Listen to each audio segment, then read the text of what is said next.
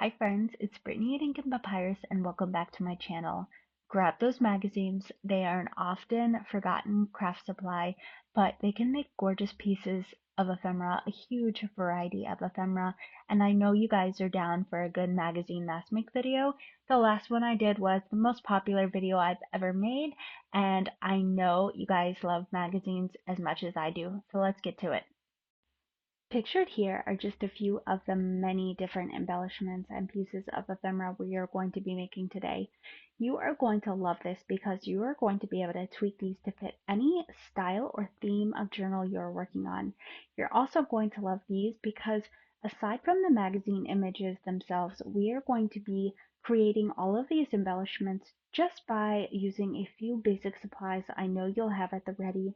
And number three, this video is going to give you some inspiration to basically look at magazine images through a different lens and in a different way. And I think it is going to make your creative bubble burst. Some magazines, by their very nature, i.e., travel or nature type magazines, are chock full of gorgeous images. We'll be working with some of those, but also some magazines are full of ordinary day-to-day images, and you might not think that these would make good embellishments, but I promise you, if you look at them a little bit differently, if you zone in on certain pieces of the image and discount the rest, or if you recreate or add to the image, you can create a beautiful embellishment. And those are the magazines that I really want to focus on today. I guarantee you, you have some sort of magazine, newspaper images, plain sort of images laying around that, if nothing else, you can use to create a beautiful background with. And I'm going to show you, I'm going to challenge you. You will not believe some of these ordinary images that we make absolutely extraordinary. And of course, there's some special considerations you have to keep in mind when you're working with magazines. The paper's a little bit more uh, frail. Maybe you found it a little bit glossy. Of course, there can be some difficulty when gluing it down, avoiding air bubbles, little things like this that may have kept you from actually putting magazine images in your journals. Not to worry, there are definite workarounds, and we are going to also explore these in this video. So first things first, I'm just doing a quick flip through of the magazines I have in front of me, taking note of some images and text I may want to use. Yes, don't forget about the text. They can look amazing in journals as well. One of the first images you'll see me pause at are those paint bucket things. They are paint buckets, but they're circular. So I'm thinking, well, what does this remind me of? And the answer is buttons. And indeed, I make some buttons out of paint jars, right? You probably wouldn't have thought to do that, but yes, see, again, generic images turned into something extraordinary. The other thing I end up doing is looking at some of the food. I think I want to make some recipe cards. I don't think I included those in this particular video, but I end up doing that sort of as a side project. I'm looking at the architecture of the buildings and thinking, what can I make out of those? I think those would look like stunning on journal cards, especially as a background with an additional focal point. There's so much going on with those models, those Louis Vuitton models.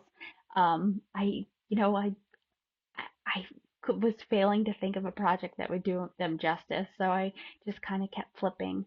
Then I see this these trees, these beautiful forest type images, and I think I want to gesso those up and work them into a fairy journal at some point.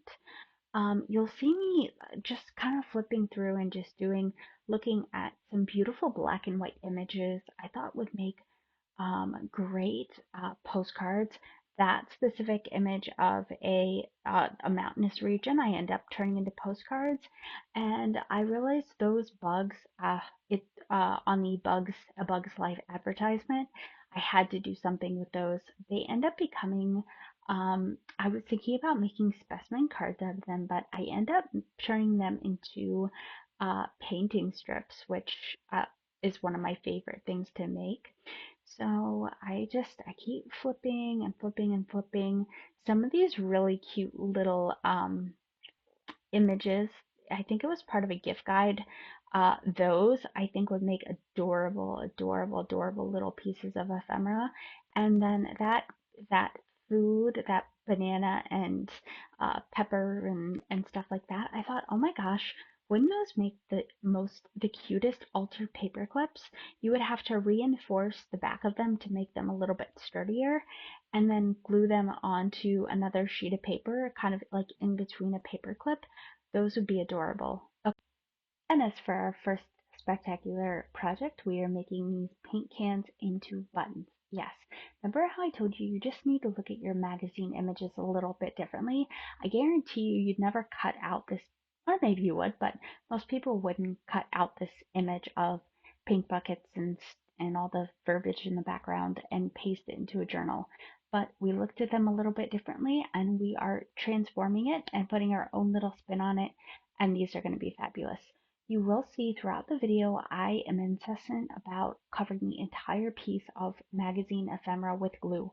Why is that? Because if you leave little gaps, that seems to be when the magazine image develops little bubbling or wrinkles or little raised areas. It doesn't seal down all the way, so make sure you get your entire image glued down with glue stick. Notice I said glue stick. I never use white glue. That always tends to cause wrinkling and the effect isn't good. Get yourself a good glue stick.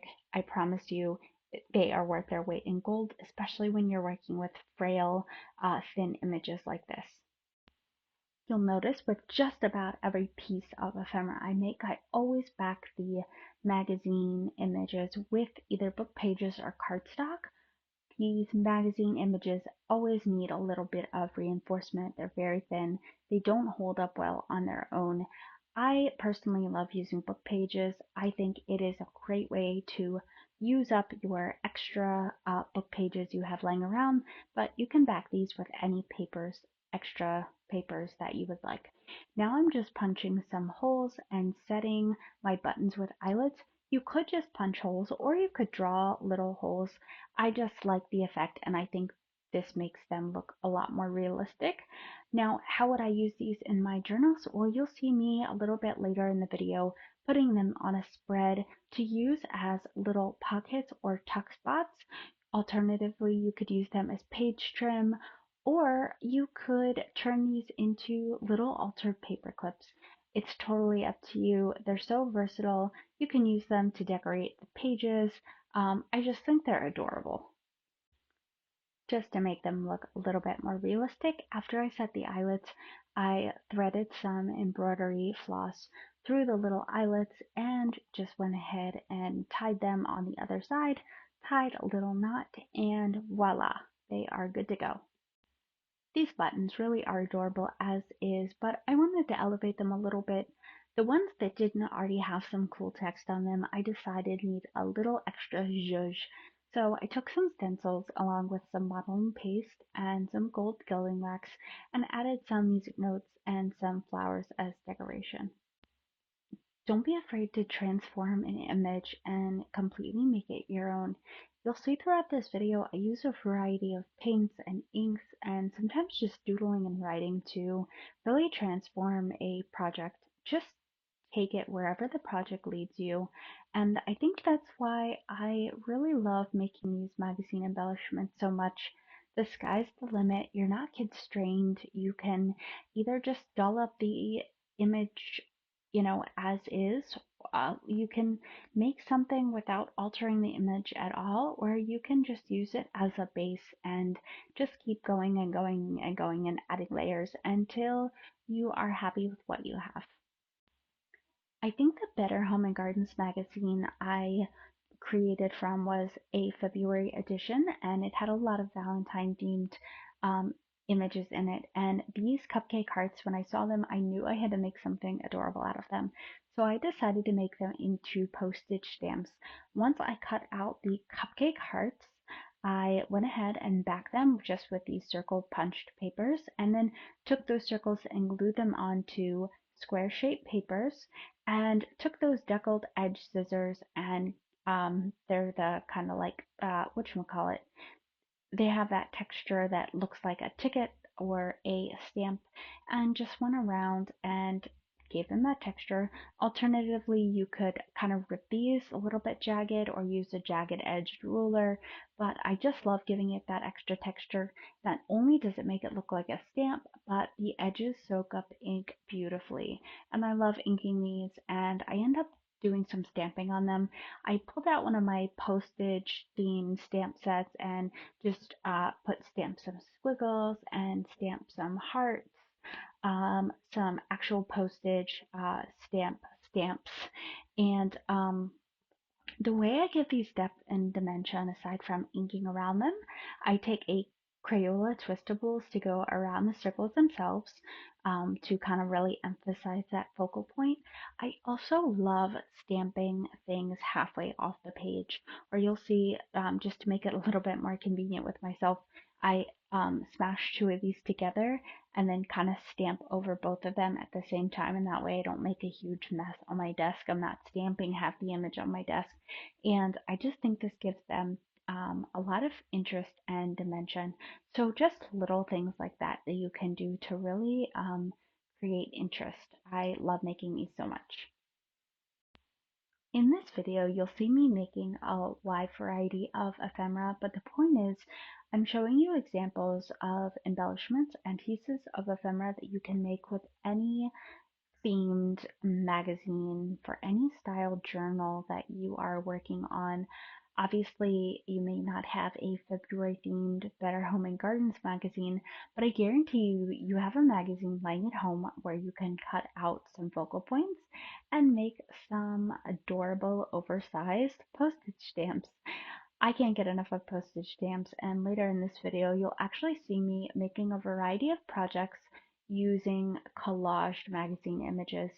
After I make some of my major projects, I have a ton of magazines left over, and I hate throwing these miscellaneous pages away.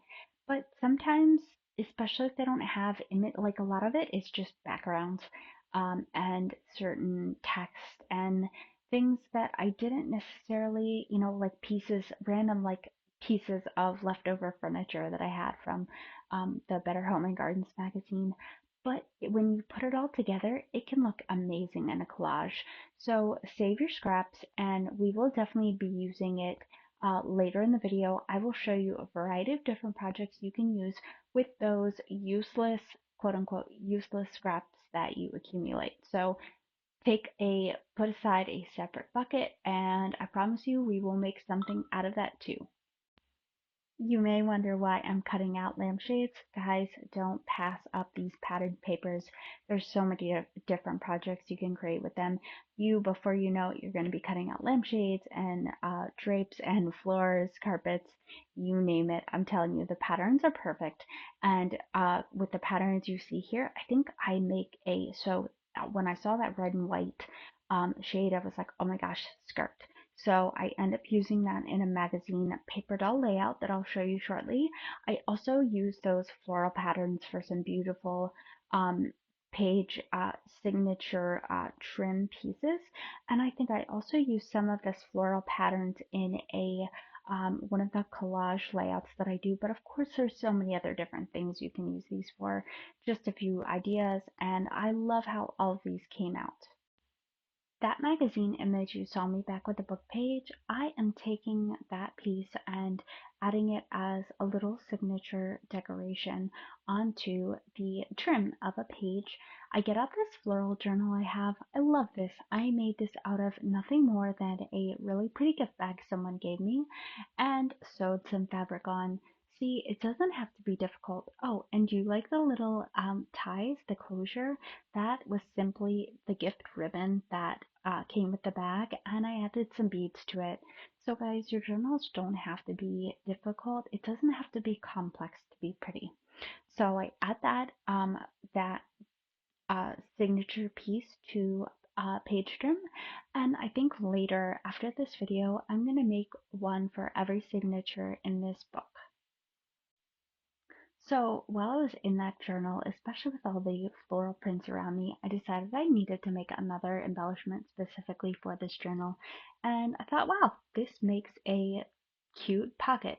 So all I did was go ahead and cut the magazine image down to size to fit in the journal. I backed it with the book page and took some ribbon with some floral ribbon. I fussy cut out the flowers and I go ahead and decorate the pocket itself with some of these flowers. I sewed all around it and I kind of I cut up the flowers a little bit to make it look like um, they were kind of jumping off the page there, and just go ahead and glue the pocket down. I had a couple of cards that fit perfectly. These are leftover from the oversized stamps I made, and I knew I needed to decorate these with some flowers as well, and I had plenty of plants in this Better Home and Gardens journal. So I went ahead, I fussy cut some of them, I ripped out some of them. You don't have to fussy cut everything, guys. Fussy cutting takes forever. Some things are worth fussy cutting and some things aren't. You know, sometimes a good rip works too, or you can try the paintbrush trick. Paintbrush trick works well with thin images, including magazine images and, for example, book pages. All you have to do is go around an image or the area you want to cut with a wet paintbrush and gently pry the paper apart and it rips like butter. That, of course, isn't going to get you the crispest edges, but for many things it works just fine. In case you are wondering, the ephemera pack I have in front of me is the Tim Holtz ephemera collage pack. Sometimes I like adding some additional focal points, i.e. the bug here on the plant, though honestly I think these journal cards are great as is. You don't necessarily have to add to them. I just think by adding some different ephemera pieces and decorating them up a little bit, they look a little bit more of a finished project. If you wanted to keep them simple, but emphasize the plants, you could go around them with a charcoal pencil or do some shading with some watercolor paint. Or again, you can just leave them as is. I think they're really pretty. I also think these cards would look absolutely magnificent sewn. I end up not doing that, but that would be another way to really elevate these a little bit. Later in the video, you'll see a few pieces of ephemera that I do end up sewing that I think really elevate your projects, especially if you're just using the magazine image and not adding a whole lot to it, i.e., some of the postcards that I make. They are one of my favorite embellishments to make, and oftentimes when I'm using the images from magazines to make postcards, I don't add a whole lot to them, even though I will show you a few ways to decorate them. Remember how I saw that lampshade and I told you that had to be a skirt? Well, I found a model in a magazine that she was the perfect size for. So I am going to fussy cut her out and we are going to add her to a layout. She does not have legs. It's okay. We are going to work her into the bottom of a page layout so it just looks like she is cropped and not like the doll is standing there without her lower extremities. I will show you in just a second if that did not make sense or that sounded a little bit morbid. It's okay. I will show you. If you are wondering what I just painted over her and the skirt itself, it is clear gesso. This is a great way to tampen down the shine associated with magazines. In case the shine has turned you away in the past from using these images, don't you worry, that clear gesso takes it away. It makes it look perfectly matte. Note to self, it does look white. It's okay, it dries clear. Don't try this with white gesso. You're just going to blur your entire image. And also, I have done this with Mod Podge. It doesn't seem to work as well. It tends to dull out the image. You can, but I would really recommend getting yourself some clear gesso if possible. I take a Crayola twistable pen and color over her glasses to make them this pretty pink color. Guys, this is another reason why I really recommend gessoing these, is it creates a neutral base that allows you to add a ton more mediums that you wouldn't be able to otherwise. The shine of the magazine image really tends to resist watercolor, colored pencil, markers, but if you gesso it down, it creates a neutral base in which you can pretty much color over these with whatever you want. I give her a few more accessories. I go ahead and put some applique on the hat that I created, also with some other pattern paper. I go around with the hat with some liquid pearls to kind of tie everything together. I paint around her top with some black watercolor to emphasize the top.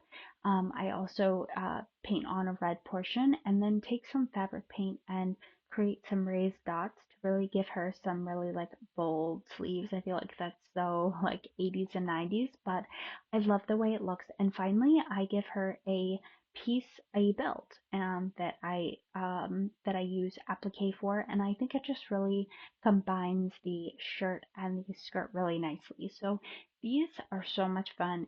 If you would like another video to see a ton more examples of paper dolls and ways you can accessorize them, check out that video I have. I promise once you start making these, you won't be able to stop. While I was in this Valentine themed journal, I thought, well, let me just flip through, see what I have going on here, see what other ephemera I can make with it. I'm definitely going to put some of those Valentine cupcake oversized postage stamps in here, but I was also thinking, what other pieces of ephemera could I make? This is one of these journals I had for a couple of years now. I haven't finished. I don't always finish my journals right away. Sometimes I come back to them either because the season has come to an end and it's a themed journal like this Valentine's Day journal, or I just kind of lose steam and run out of inspiration and I just want to come back to it, and that's totally okay. But, you know, of course, I'm one of those people because of that has like 50 journals going on at all times. I don't know. It's okay. Just you have to do the projects that you feel inspired to do, and I think that's a more rewarding way of doing it as opposed to just kind of mustering through something just because you feel like you have to finish it. But I don't know. Sorry. So that's my rant on that. Okay, enough of the ranting. Those little things that I just cut out were just some random ladies uh, photographed and in some like little vintage get-ups. And I thought, you know what? You know what else I'll make for this journal? I'm going to make a belly band. And I love backing images with brown packaging paper, but I wanted to give it a little bit more contrast, so I added a white piece of washi tape with some fake writing on it. And I thought, you know what? What else do I need? What else do I need? I need a piece of applique to run from top to bottom. I end up sewing that on and sewing around each of the little pieces of little ladies there. And I added some gold gilding wax to the sides. And oh my gosh, I can't believe I love this belly band so much. I think it is so adorable, and I made it out of an image that I bet you probably would have thrown away. You would have been like, okay, 4 little mini paintings.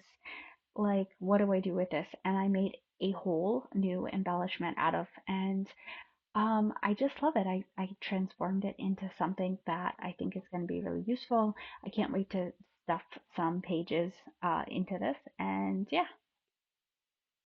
Because it's a belly band, we are just going to put a little bit of glue at the top and at the bottom. And I wanted to keep the inside portion very wide so I can put larger pieces of paper through it. If you decide you want to put smaller pieces of papers or ephemera in it and don't want them sliding around and falling out, just cover a larger portion of the belly band at the top and the bottom with glue to create a smaller opening. Does that make sense? While we're here, let me show you an example of what you can do with those magazine scraps you have left over. Maybe some of them are patterned, maybe some of them have focal points and are full of detail, but maybe some of them are abstract and you're not quite sure what to do with them. Well, let's put together a collage. I'm going to be using magazine papers as well as some brown paper packaging and some plain white script style washi tape. And why did I bring those other elements in?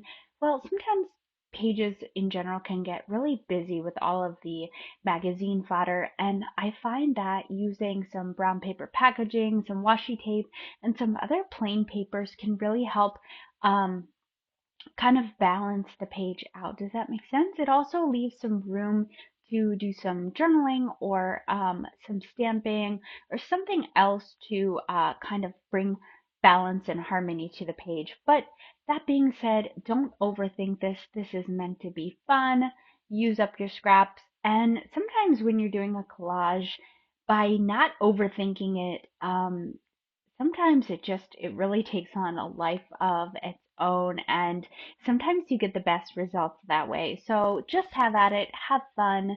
This is meant to be a scraptastic, low stress project.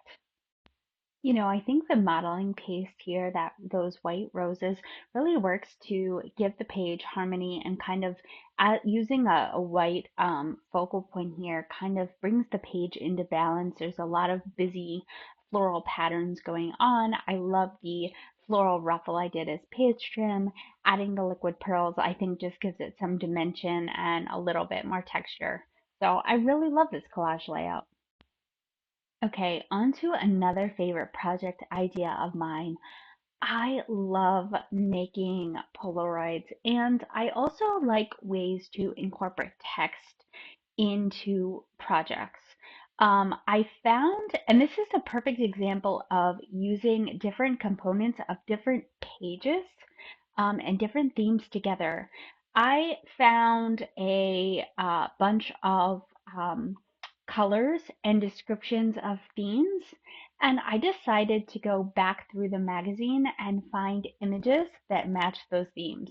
The text and the descriptions I cut out had absolutely nothing to do with the images I used. It was in a completely different portion of the magazine, but one was like bold red, one was something about sophistication. But when I saw these other decor patterns, I was like, wow, I can find a decor pattern that matches each of these themes. And so I glue the magazine images down to a cream or beige cardstock.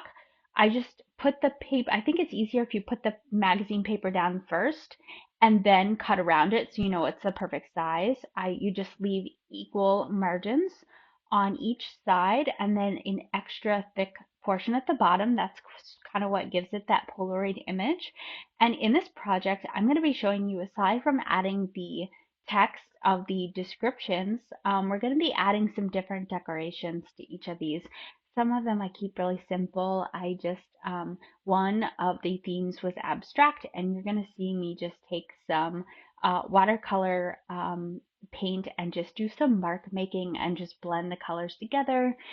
Some of the other images, I add some trim and applique and some other floral components. One of my favorite Polaroids is this oversized red themed Polaroid.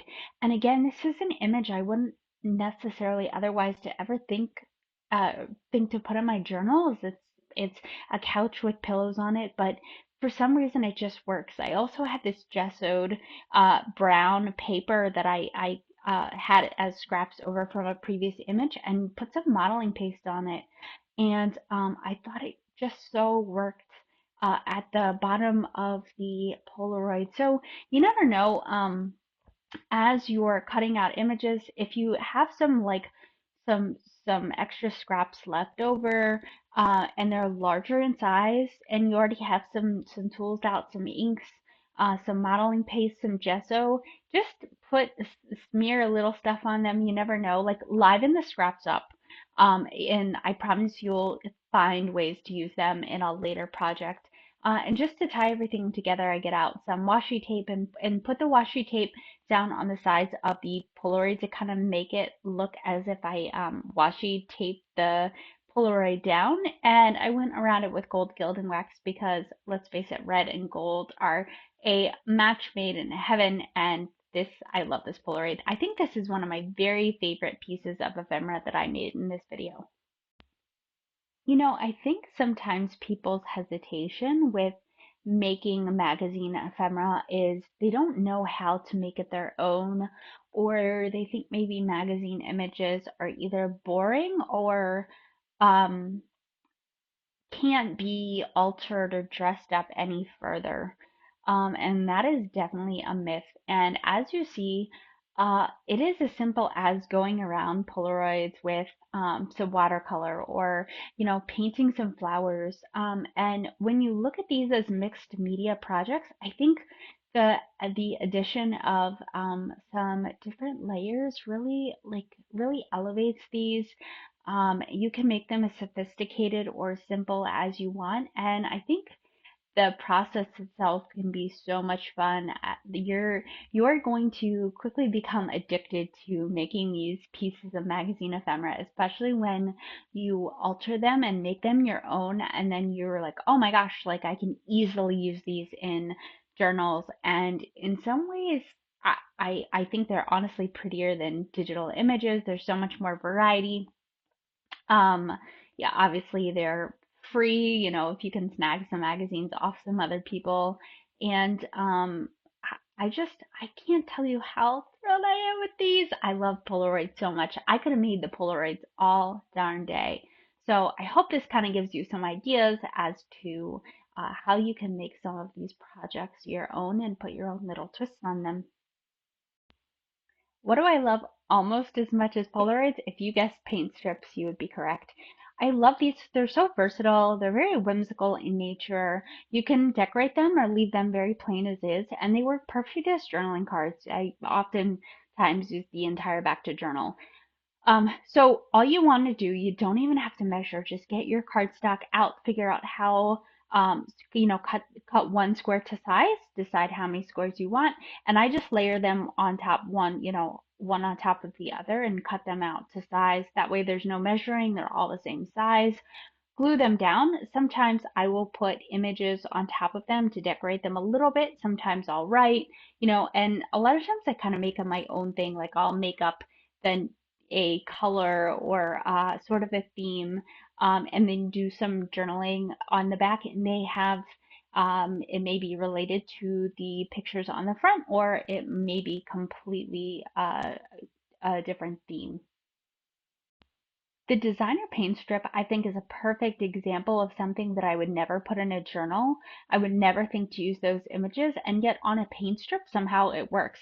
The picture of the brand Prada, that gold kind of gaudy looking watch, the model, I think I used her purse in there, but just the components together, I think work magically. I think my favorite though is this vintage seashell paint strip. I got these magazine images from that coral picture in my Nat Geo magazine you may have seen earlier. Because the images are very, very similar, I went ahead and to make distinguish them a little bit, I added another piece of cardstock with the stamped seashell over top. Oftentimes, if the images are similar, I'll use something over top to distinguish them, whether they be a set of words or stamps or doodling. And then if the images are very different, or if they're very busy, I'll oftentimes leave them alone as is and just write something on the bottom, kind of like you would do with the Polaroid. Don't underestimate how cool these can be. You can use these, you can use distinct set of images from top to bottom that almost tell a story in images, and then you can journal about something on the back. Almost I think of it as like flipping through a comic book, having a beginning, middle, and end, and learning about a character. You can use pictures in succession to show, tell about an experience you had or a vacation you had. I have actually done these with real photos. I've used real paint chips to make, from like Home Depot or Lowe's to make these quote unquote paint chips. There are so many different things you can use. They don't have to be magazine images, but those are just some additional ideas for you. Okay, sorry guys, I could talk about Polaroids and paint strips forever. This is another great collage project here that I'm doing. I am simply pasting some of the magazine scraps and patterns I had left over, along with some other pieces of ephemera and some stamping, and then I get out my deckled scissors and cut these into faux postage stamps. Just another great way to use up. I know all of those magazine scraps that you're going to have. You guys might be like me and hate throwing stuff away. This is another great way. It's very, very relaxing. Just a great way to use up those plain scraps you might not know what to do with.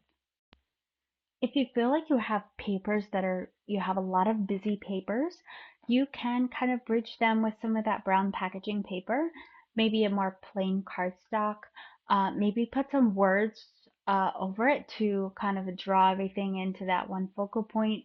There's so many things that you can do, but I promise you, you'll love doing this. This is a great scrap buster, and you'll use these a lot in your journals, and you can also use these to put on our next project that I'm going to show you. One of my favorites, the magazine postcard.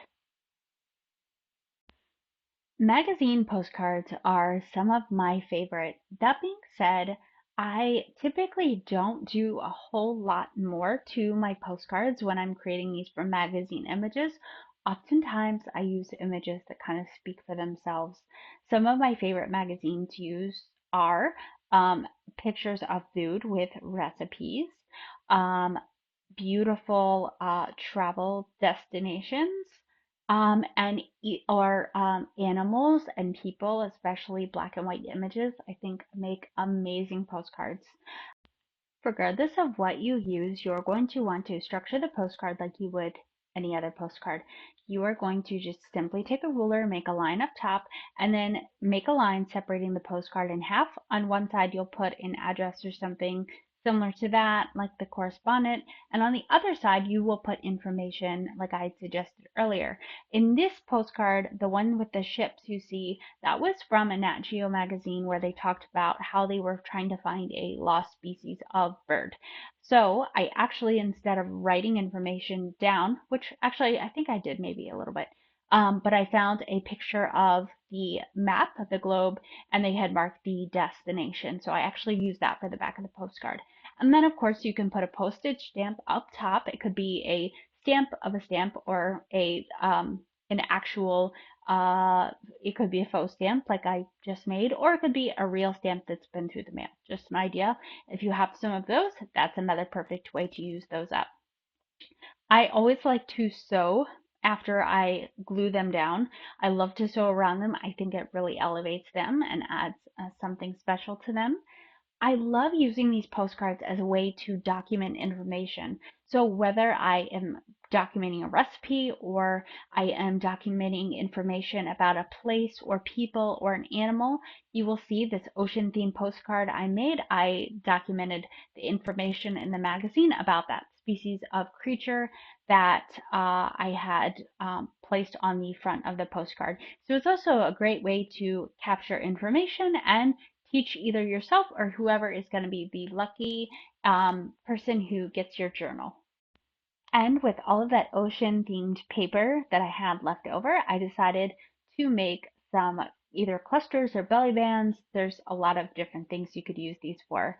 I think these are going to go in my scuba diving journal where I keep a log of the dives I do and about the details of the sites that I dive. And I just start layering them. I think the blue and the brown work magically. I end up running these through the sewing machine. I add a little um, ocean creature on one of them and a scuba diver on the other as the focal point. And just to keep it interesting, I took out some liquid pearls and made some bubbles on each of them, and I couldn't be more thrilled about how these came out. All right, so we are headed for the finish line, but I still had some bugs left over and I had to do something with them. So, more postage stamps. Sorry guys, I'm just on a kick for some of these. I took those bugs, I put them on some plain cardstock and then backed them with that brown paper packaging. There's something about this brown paper packaging. It looks good up against anything. I added some other collage ephemera from that Tim Holtz ephemera pack, just some mushrooms, some butterflies, some themes, some other things to fit the theme, and cut them out. I actually cut the bug images out with deckled scissors so they look like postage stamps, added some gesso, and voila, you got yourself some adorable bug postage stamps. Again, I would never think to put bugs in my journal, but this so works. This is going to be perfect for any one of the nature journals that I'm currently working on. I still have this piece of paper. I think I was going to use it as a flip up or something like that. I had an image from the Bugs Life themed paper, and that's what I wrote on the bottom. And I thought, you know what, I'll put a pocket on the back, and I still have a lot of bugs left in this magazine. Why don't I make some either specimen cards or journaling cards? So that's exactly what I end up doing.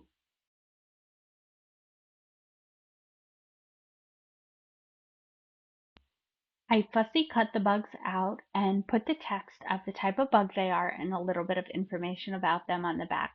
I ink them up with some of this gathered twigs ink. This is one of my favorite browns. And there you have it. Some really, really cute little journaling cards. Guys, I hope you enjoyed this video. I hope you enjoy making magazine inspired ephemera half as much as I do.